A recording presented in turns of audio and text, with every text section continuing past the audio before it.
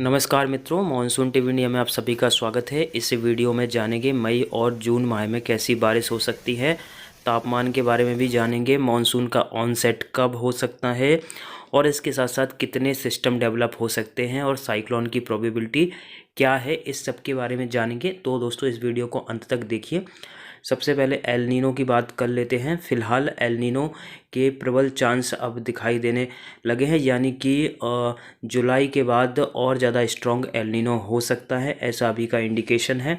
और अगले माह में यानी कि तीसरे चौथे हफ्ते से ही हल्का एल नीनो स्टार्ट हो जाएगा और मानसून के शुरुआत होते होते एल नीनो पूरी तरह से एस्टेब्लिश हो जाएगा। इसके साथ साथ जुलाई अगस्त में एल नीनो की जो कि इंटेंसिटी है वो लगभग मॉडरेट हो सकती है और एक मध्यम प्रकृति का एल नीनो एस्टेब्लिश हो सकता है। इंडियन ओशन डाइपोल भी इसके साथ साथ पॉजिटिव स्थिति में जा रहा है और अभी हल्का पॉजिटिव है। जुलाई के बाद थोड़ा और पॉजिटिव होगा और अगस्त माह में सबसे ज़्यादा पॉजिटिव रहने की संभावना है। सितंबर में भी हल्का पॉजिटिव रहेगा जो कि एल नीनो के नकारात्मक प्रभाव को कम कर सकता है। फिलहाल यदि तापमान की बात की जाए तो इस पूरे माह में तापमान जो है औसत से थोड़े कम रह सकते हैं। हालांकि शुरुआती 2 सप्ताह में न्यूनतम तापमान देश के ज़्यादातर भागों में कम रह सकते हैं। अधिकतम तापमान भी सामान्य से कम रहने की संभावना अगले 2 हफ्तों में दिखाई दे रही है।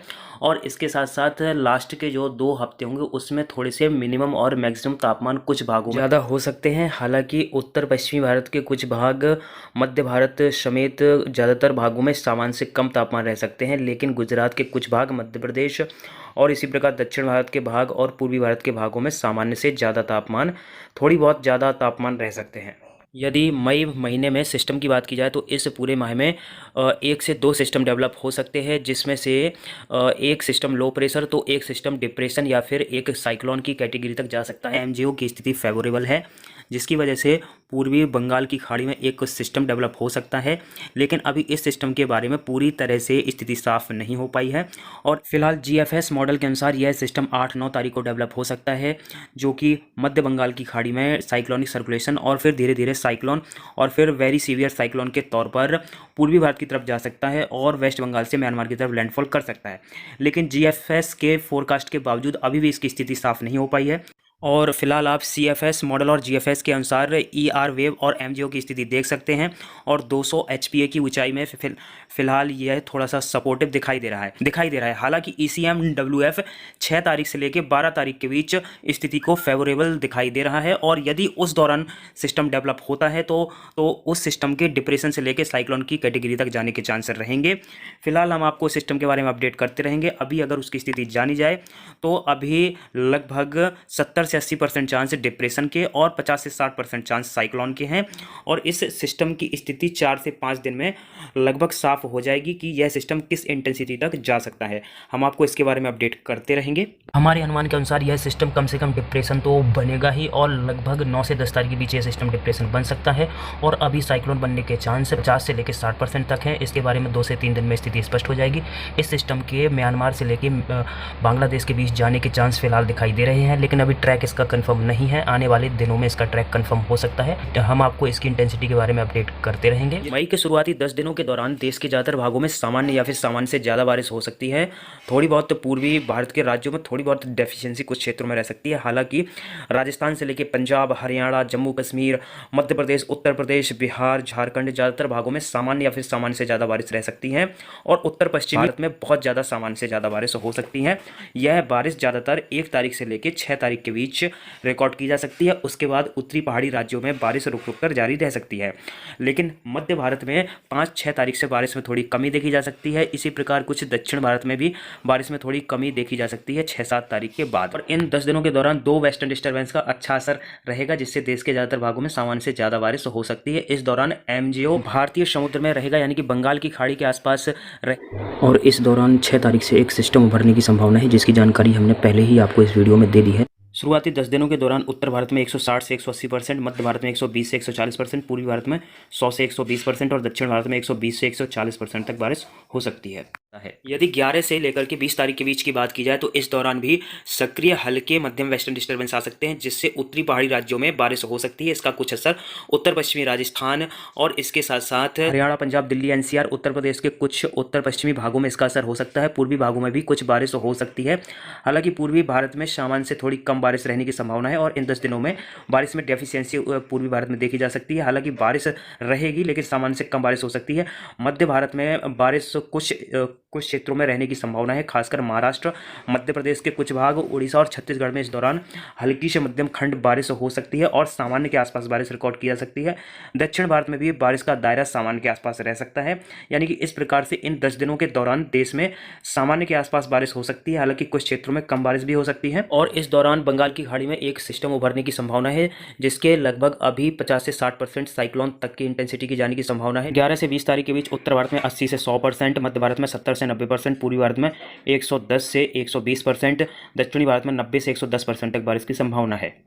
यदि आखिरी के 10 दिनों की बात की जाए तो इस दौरान देश के उत्तरी भागों यानी कि उत्तर पश्चिमी भागों में सामान्य के आसपास बारिश हो सकती है, लेकिन मध्य भारत के भागों में बारिश में कुछ कमी रहने की संभावना है और इसके साथ साथ पूर्वी भारत में भी बारिश में थोड़ी कमी रह सकती है। यदि उस दौरान बंगाल की खाड़ी में उभरने वाले सिस्टम को अन्य कारकों का सपोर्ट मिल गया तो यह सिस्टम यदि उत्तर पूर्वी भारत में पहुंचता है तो सामान्य बारिश भी हो सकती है, लेकिन अभी तो सामान्य से कम बारिश की प्रोबेबिलिटी ज़्यादा दिख रही है। हालांकि कुछ वेस्ट बंगाल, उड़ीसा के दक्षिणी भागों में सामान्य के आसपास बारिश हो सकती है और दक्षिण भारत में भी सामान्य बारिश की इस दौरान संभावना दिखाई दे रही है।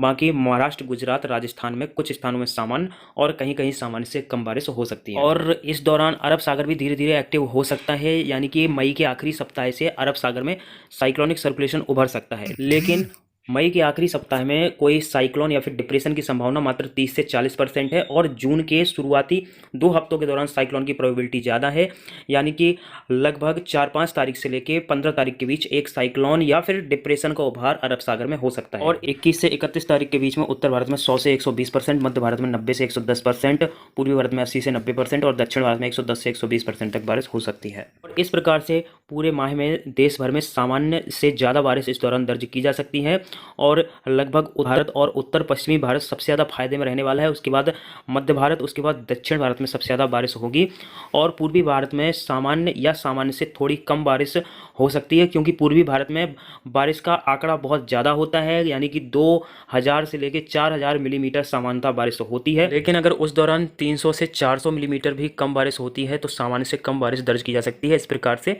इस माह में थोड़ी बहुत कमी पूर्वी भारत में रहने की संभावना है। इस पूरे माह में उत्तर भारत में 120 से 130%, मध्य भारत में 110 से 120%, पूर्वी भारत में 95 से 110%, दक्षिण भारत में 105 से लेकर 115% तक बारिश की संभावना है। इस माह में कुल मिलाकर 115 से लेकर 128% तक बारिश हो सकती है, जो कि सामान्य से ज़्यादा बारिश का इंडिकेशन है। मानसून के आगमन की बात की जाए तो समय से पहले एमजेओ के आने से मानसून के आगमन के लिए बहुत सी स्थिति फेवरेबल होने लगी है। जैसा कि आप चित्र में देख सकते हैं कि श्रीलंका के नीचे एक वॉर्टेक्स इस समय प्रभावी हो जाता है और एमजेओ के कारण और मजबूत वेस्टर्न हवाओं के कारण से ये वॉर्टेक्स एस्टेब्लिश हो चुका है और यह धीरे धीरे आगे जाके 1-2 हफ्ते में इंटेंसिफाई होता जाएगा। इस वॉर्टेक्स के कारण से क्या होगा कि हवाओं के द्वारा धीरे धीरे जो है एंटी साइक्लोन को बंगाल की खाड़ी से हटाया जाएगा और इसके साथ साथ जो कि एक समुद्र की गर्म जलधारा होती है, यह गर्म पानी को बंगाल की खाड़ी के मध्य भागों तक पहुंचाने में हेल्प कर रहा है और साइक्लोनिक सर्कुलेशन जो कि पूर्वी भारत में या फिर कहा जाए डिप्रेशन या फिर साइक्लोन अगर डेवलप होता है तो यह प्रोसेस और फास्ट हो जाएगी, जिससे कि मॉनसूनल हवाएं समय से पहले अंडमान सागर में पहुंच सकती हैं। यदि उम्मीद के मुताबिक 10 से लेकर 14 तारीख के बीच साइक्लोन बनता है तो निश्चित तौर पर 15 तारीख से लेकर 19 तारीख के बीच अंडमान सागर में मानसूनी हवाएं पहुंच सकती है और मानसून की दस्तक हो सकती है। इसके साथ साथ यदि केरल की बात की जाए तो फिलहाल जैसी कंडीशन है तो उस हिसाब से समय से मानसून पहुंच सकता है और लगभग 26 से लेकर 30 तारीख के बीच मानसून का आगमन किसी भी समय हो सकता है। फिलहाल यह अभी की कंडीशन के अनुसार फोरकास्ट है। यदि कुछ मानसून का ऑनसेट में देरी होती है या फिर कुछ भी आगे पीछे होता है तो हम आपको आगे अपडेट करते रहेंगे। जून माह की अगर बात की जाए तो अभी के मुताबिक जून माह थोड़ा मिला जुला साबित रह सकता है और दक्षिण भारत के राज्यों में सामान्य से ज़्यादा बारिश जून महीने में हो सकती है, ऐसा अभी का अनुमान है।